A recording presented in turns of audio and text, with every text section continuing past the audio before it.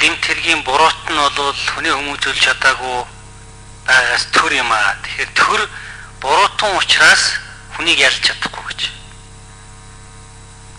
Энэ бол айгүй хариуцлагагүй шүү. Төр өөрийгөө ингэж хүлээн зөвшөөрн нийгмийн өмнө гэдэг бол маш хариуцлагагүй шүү. Тэг өнөөдөр юу нэг бидний нийгэмд бий болоод байгаа энэ нэг гэмт хэргийн асуудал бол түрэн Батар Тэнгисчүүд тодорхой ярьлаа л. Ерөөсө дэлхий дээр болж байгаа бүхэл одоо муухай юм болж байна. Хар тамхины 8 гэдэг нь дуулдаг болсон. Одоо нэг зүйл бол арай нэг чигт илсэхгүй байгаа нэг юм байх юм. Тэр нь бол улс төрийн захиалгад аллах. Тэгэхээр одоо энэ зүйлийн нэг хөрс болчих байл гэж би энэ одоо хүний аймыг хэлтрүүлдэг цаазаар хялыг байхгүй болгож байгаа асуудал чинь болчих байл гэж айгаад байгаа юм л да. Би зүгээр гадаад орны амьдралын төр яг энэ хуультай холбогдлолтой олон л одоо хэлбэрүүд янз бүрийн сонголтууд хийжсэнтэй бас танилцж ирсэн юм байна. Нилээн ядуу оронд жишээлбэл ийм юм болсон байгаа юм л да. Арга гэрээ тижихийн тулд захиалах дадлага биелүүлжсэн тийм тохиолдол байгаа юм. Яг гэвэл тэр орон цаазаар авдаг. Тийм учраас бусдыг аварж үлдэхийн тулд захиалга биелүүлжсэн юмнууд бол байдаг. Тэг өнөөдрийн нийгэм ямар байгаа вэ? Ядуу байгаа. Тэгэд энэ ёс суртахуунаар хүмүүсээ төлөвшүүлж чадаагүй байгаа энэ нийгэмд одоо ухамсараар ингэж ойлгуулад явна гэж байхгүй юу? Би бодоод байна л да. Айдас ухамсар хоёроор л одоо энэ зохицуулт хийх хэрэгтэй байсан байх л да. Гэхдээ одоо бид нэр их л ёс суртахуун та тийм соёлтой нийгмийн зүйлийг л яриад байгаа юм л да. Сая бол би тайлбард нь бол болохгүй л гэж бодож байна. Төр буруутай учраас төр цаазаар авахгүй гэж шүү дээ. Тийм биш ээ. Гэхдээ энийг би бол их хурлын гишүүдийг маш нухацтай хандаасаа гэж ингэж бодож байгаа юм. Бидэнд одоо хараахан нэвтэрчээг байгаа. Энэ нэг муухай зүйл, энэ нэг эдийн засгийн одоо тэлэлтийг дагаж орж ирэх энэ бохир юмнуудтай уялдаад энэ улс төрийн тогтолцоонд ороод ирэх үе дээ.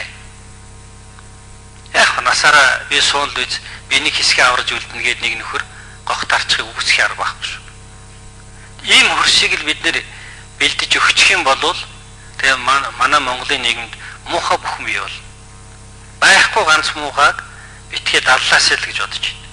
Тийм учраас их хурлын гишүүд мөн энэ асуудлыг сайн бодоор сайн бодож би энийг шийдэх ёстой шүү. Тэгэхгүй бол цаан чин муухай юмны дохио харанг дэлдэж яахыг бол би үгүйсэхгүй гэж бодож байна. За замд шалтгаан сайд. За ер нь цаазаар авах ялыг халах ер нь байлах гол үндслүүдийг бол зардалтай нэгдүгээр зардалтай холбож үздэг тал бий. Нэгдүгээр энэ хүмүүсийг цаазаар авахгүй бүх насаар нь хорсон тохиолдолд тухай этгээдийг харж хамгаалах, хүн нөхцөлд хоолох, хувцлах, байрлуулах гэдэг тодорхой хэмжээний зардал гаргадаг. Хоёрдугаарт нь энэ авторитар дэглэмжийн усуд түүний хэрэгжүүлэх зорилгоор цаазаар авах ялыг хэрэглэх сонирхолтой байдаг. За гэмт хэрэгээс урьдчилан сэргийлэх зорилгоор тухайлбал одоо энэ хүчин хар тамхитай холбоотой энэ хатуу хэрэгүүд дээр одоо зүүн дозын орнууд Малайз энэ ч юм уу Тайланд энэ цаазаар авах ялгаа нож.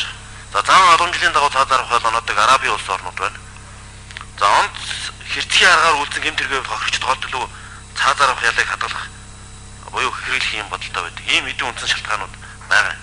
А нөгөө талаас хамгийн нэг гол асуудал нь шүүхийн тогтолцоонд алдаа гараад ер нь дэлхий дээр төгөлдөр шүүх тогтолцоо хэргийг шууд буруудныг олдохтой тогтолцоонууд байхгүй гэж үздэг юм байна. Хин нэгэнд цаазаар авах хэлсээр оноосон тохиолдолд тэр хүнийг эргэж босгож ирч чаддгүй. Монгол улс ч гэсэн ийм тохиолдлууд гарсан байдаг. Тэр хүнийг эргээд босгох тохиолдол байхгүй. А хэрвээ бүх насаар нь орж ивэл тэр хүн эргээд цагаатаж болно. Буруу нь хэдэн жилийн дараа ч юм уу тодорхой болгоод. А хоёрдугаард тэр хүнийг бүх насаар нь хорилоо гэд ялыг хөнгөлж байгаа хэрэг бишээ. Харин ч бүх насаараа хүн шоронд одоо ганцаарчлан хоригдоод сууж явах нь бол өөрөө бараг нэлээд их тохиолдолд өөрөө амиа оролдог. За ер нь өөр амьд гардаг тохиолдлууд бол бага. Харин ч нөгөө дараагийн гарах хэрэгүүдтэй сэрэмжлүүлдэг би ийм буруу юм хийсэн шүү гэж байдаг. Харин тэр гэмтэргээс жигшгэд зөв хандлага болд юм байна гэж дэлхийн нийт хараад байна л да. Цаазаар авах ялыг тэгвэл хадгаснаар өнөөдөр Монгол улсад хүү амны хэрэг буурсан юм уу? Гэмтэрийн нөхцөл байдал сайжирсан юм уу гэдэг асуудал эргээд сууж байна. Ер нь ард иргэдэн тэр архиталтаас сэргэмжлэх нь нийгмийн дэг журам аюулгүй байдлыг хангах нь төрийн үүрэг. Нийгмийн иргэдийнхээ аюулгүй байдлыг хангах нь хүний үүрэг. Хүний амьд явах эрхийг хангах нь төрийн үүрэг.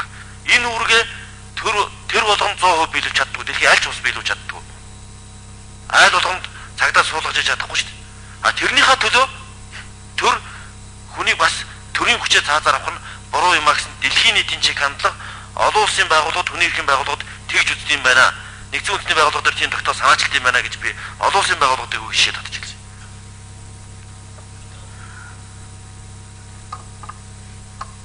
За, таасарч. Минут асуу. Тэгэхээр сая задан шатрыг тэгж юм л та. Цаазаарах ялтай байхад тийм буураагүй. Дэлхийд хоёрт явж байгаа үнэн.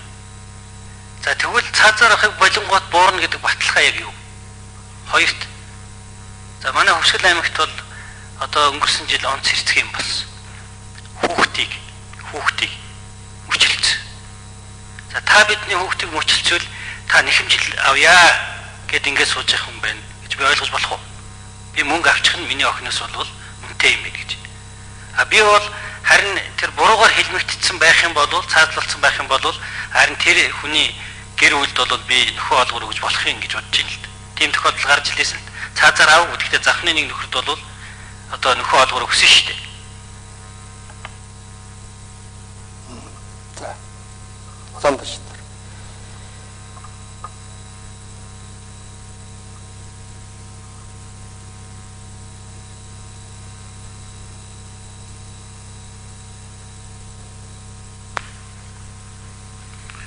Нэгдүгээр тэгээд дахиж тодруулж хэлье л да. Энэ цаазаар авах ялыг бүрэн мөсөн халж байгаа аль эсвэл нөхөн олгор олох тухай асуудал өнөөдөр хэлцээгүй. Энэ буурахгүй юу энэ гэдгийг урчилж мэдээж хэлэх болцоо байхгүй. Гэхдээ дэлхийн 76 улс гэдэг өнөөдөр орж ирсэн. Сая өнөөдөр ингээд интернетээр харахад 90 гаруй улс цаазаар авах ялаас түлхэлсэн байна. Дэлхийн нийтийн чиг хандлага тэр лугаа явж байна. Өөрөөр хэлбэл дэлхийн нийтийн чиг хандлага энэ чиг рүүгээ явж байна. Хүний аж амьдрал нийгмийн сайхан болоод ирэх хэмжээгээр энэ асуудал шийдэгдэнэ. Би ч гэсэн танаас тэгж асууж болно л да. Тэгвэл цаазаар авах ялыг хадгалаад байснараа гэмтэрэг буурсан юм уу? Өнөөдөр 3-т орчоод байгаа нь тэгвэл цаазаар авах ялыг хэрэгжсэний үр дүнд энэ гэмтэргийн нөхцөл байдал хүү амны хэрэг гарсан байгаа мó?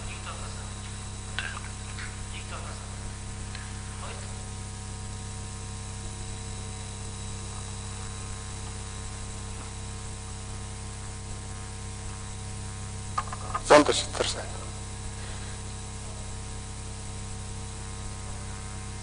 Харуулъя. Энд нийгмийн асуудал ярьж байгаа болохоор хувь хүмүүсийн асуудал яриаг. Нэгдүгээрт.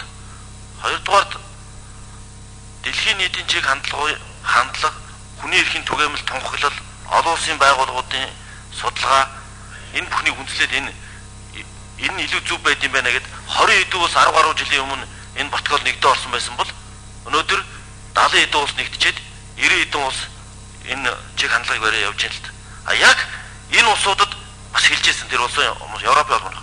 Яг ингээд цаазаар халыг төдөлзүүлэх асуудал ярих үед ийм эсэргүүцэл тулгард юм аа. Тэгвэл яг энэ тохиолдлуудыг ярьдаг юм аа. Яг хэрэглээд ирэхээр цаазаар халаас төдөлзөөд ирэхээр дараа нь бол энэ арга хэмжээ зөв байсан гэдгийг хүлээн зөвшөөрд юм аа гэж нийгэм тэр энэ талаар ажилдаг олон улсын байгууллагууд яг энэ шилжсэн энэ улсууд тэгж хэлжээсэн. Одоо би сая хэлсэн хамгийн сүүлд Кыргызстан улс нэгдсэн байна. Венесуэл, Узбекистан ийм улсууд энэ протоколд нэгдээ ороод байна гэдэг. Олон улсын протоколлоос сонгогчтой уулзахад л хэлээд байгаа зүйл. Би бол одоо манай утга сонгогдсон гишүүд бол миний энэ дээр санал нэг байгаа гэж бодож байна. Энийг л хэрхэж гаргаж болохгүй шүү гэж ингэж хэлж. Тэгээд энэ асуудлыг бид нар зүгээр олон улсын жишг гэж ингэж авч гинэн байдлаар ярьж болохгүй л дээ. Бидний нөхцөл байдал ямар байна? За энэ Мэдээж хэрэг одоо энэ эдийн засгийн тээлэлт энэ их мөнгө болвол санийгч импортлно, муухайгч импортлно. Яг энэний гарман дээр жишээлбэл бид нэр ийм арга хэмжээ авч байгаа нь хэр зохистой юм бол гэж. Энийг зүгээр нэг улс төрийн өнцгөөс битгий харалтаа. Энэ бол аимшигтэй зүйл.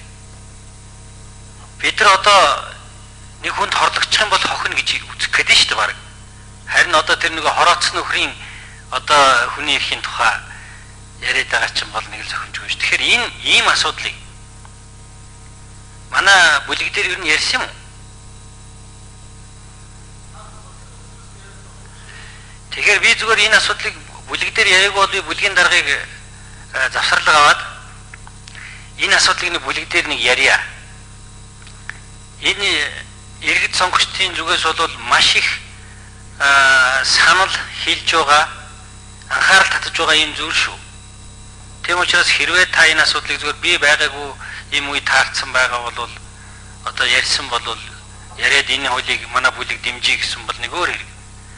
Манай бүлэг энэ асуудлыг яриаг бол дарга минь надад энэ хариуцлагагүй одоо алхмаа зогсоож энэ асуудлыг бүлгийн хурлаар оруулж ярих гэж ингэж энэ сандлыг бүлгийн дарга тавьж их хурлын даргач гэсэн энийг анхаарч. Яхаараа бид нар жишээлбэл одоо малчтын зээлийн өрийг улсын их хурлын хэсэг гишүүд 1 сая төгрөгөөр дарах асуудлыг шийдэж өгөөч гэж өргөсөн. Одоо болтол байх. Гэтэл ийм хуулиуд нь болохоор ингээл ерөөсөө бүлэг мүлгээр шилжихгүй ингээд шурш гэж орж ирээд байдаг.